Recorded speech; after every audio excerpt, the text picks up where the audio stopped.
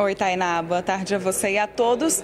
Expectativa existe, mas a agenda do novo Papa, claro, ainda não está confirmada, né? Ele acabou de ser nomeado e isso, obviamente, deve demorar um tempo para ser definido. Mas o convite será feito e, de acordo com a Confederação Nacional dos Bispos, não faltarão também oportunidades para que o novo Papa Leão XIV venha ao Brasil. Ontem a gente conversou aqui na CNN com o secretário-geral da Conferência Nacional dos Bispos para repercutir, né, essa escolha do novo Papa, e o Dom Ricardo Rops me disse justamente isso, que vai partir dos cardeais brasileiros esse convite para que o novo Papa participe da COP30 em Belém no final do ano, até mesmo porque a pauta é assunto de interesse do novo Papa, mas também já era uma discussão de interesse do Papa Francisco, né? Existia inclusive uma expectativa lá atrás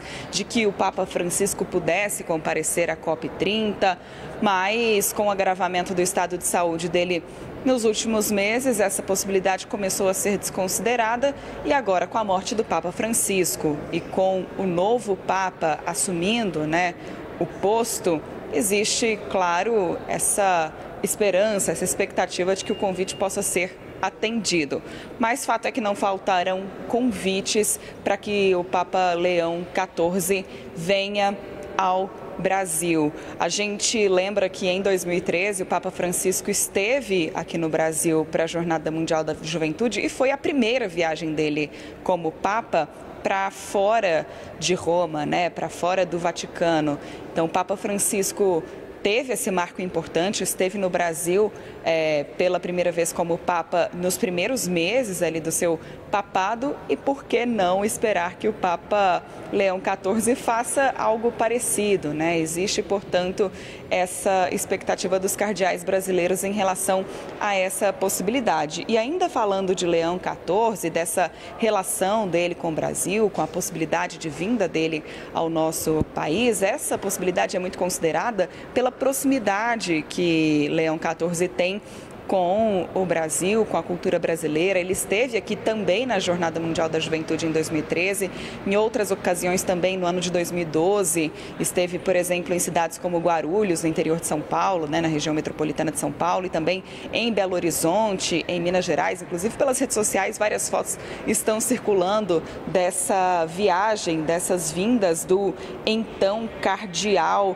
Prevost, né, Prevost ao Brasil, quando ele ainda era cardeal e fez, portanto, essas viagens ao país, Tainá. Inclusive, em fevereiro desse ano, ele recebeu os bispos brasileiros, né, a CNBB, o presidente da Conferência Nacional dos Bispos, cardeais brasileiros, para discutir as necessidades da Igreja brasileira, e tinha recebido ainda como cardeal um convite para participar da Assembleia Geral dos Bispos, que aconteceria entre a semana passada e estaria sendo encerrada hoje.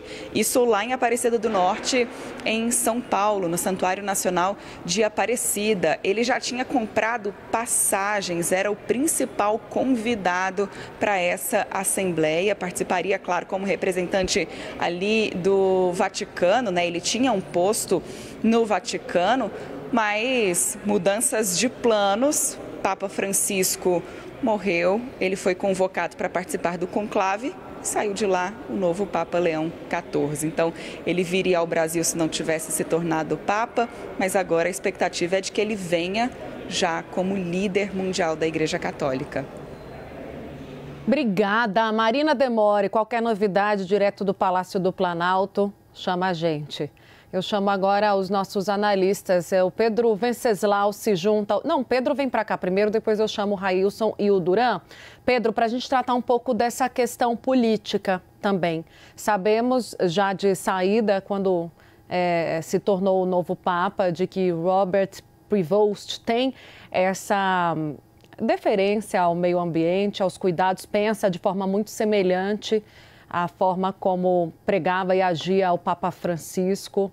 Foi ali um dos nomes que validou, inclusive, um escrito, a encíclica Laudato Si, publicação, que saiu antes do Acordo de Paris, reforçando a Igreja Católica como uma defensora do meio ambiente, trazendo essa discussão também para a Igreja Católica e dá sinais de que vai dar continuidade a esse assunto. Por isso esse entusiasmo, Pedro, aqui no Brasil, para que ele participe da COP30. O que a gente pode esperar na sua avaliação desse contato e dessa influência que a gente viu acontecer durante o papado de Francisco, agora com Leão XIV, em relação ao meio ambiente?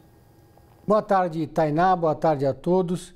Bom, há uma expectativa gigante no governo federal brasileiro, no governo do Pará, Helder Barbalho, pela participação do Papa. Porque depois da vitória de Donald Trump, cresceu um certo temor de esvaziamento da COP30, pelo menos no que se refere a grandes acordos internacionais. Os Estados Unidos não é o entusiasta de nenhuma agenda relacionada ao clima. O Donald Trump, em pessoa, não deve comparecer e não deve jogar peso político na COP. E, portanto, os demais países que participarão desse importante evento mundial tentam, de alguma maneira, construir algum consenso, apesar da ausência dos Estados Unidos. Consensos, documentos, para que o evento não seja apenas simbólico, para que o evento seja concluído com alguma decisão politicamente consistente. Então, nesse cenário, a participação do Papa na COP30 em Belém tornaria o evento muito mais importante, daria muito mais visibilidade do que ele já vai ter e também criaria um ambiente de pressão para acordos internacionais relativos ao clima.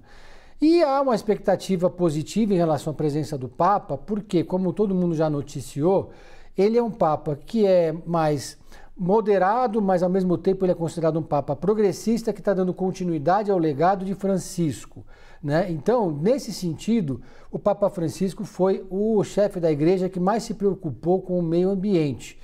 E o novo Papa era alguém muito próximo dele. Foi o Papa Francisco que, em 2017, organizou o primeiro Sínodo da Amazônia em Roma. E depois reuniu todos os representantes da igreja, dos países da Amazônia Legal, para participar de um grande encontro para tratar da questão ambiental. Então, um dos legados do Papa Francisco é justamente uma preocupação da igreja com a questão ambiental, com o aquecimento global e etc. Então, esse é um contraponto a uma agenda negacionista de Donald Trump.